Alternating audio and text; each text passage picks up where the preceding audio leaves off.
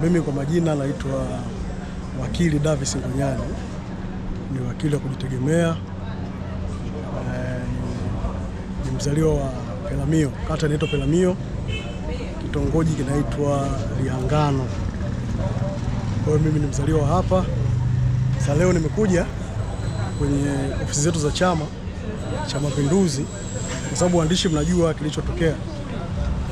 Tumempoteza mbunge aliyekuwa hapa, Mheshimiwa Jenista, Mwenyezi Mungu amrehemu huko aliko. Kwa hiyo kwa taratibu za chama na hata kiserikali, na tunasema kwamba ile nafasi inatakiwa ijazwe. Sasa kwa chama chetu, Chama cha Mapinduzi, ambacho mnajua ni chama tawala, kinaongozwa kwa taratibu mbalimbali, sheria na katiba. Angalia hapa.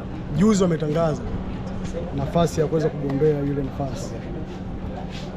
Kwa hiyo jana na leo wametoa fomu kwa ajili ya kugombea nafasi ya ubunge.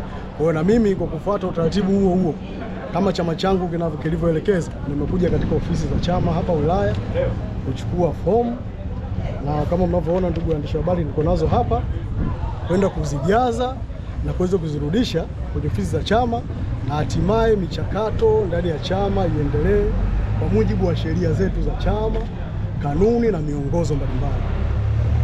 Hilo tu waandishi wa habari ndio nileta mimi hapa.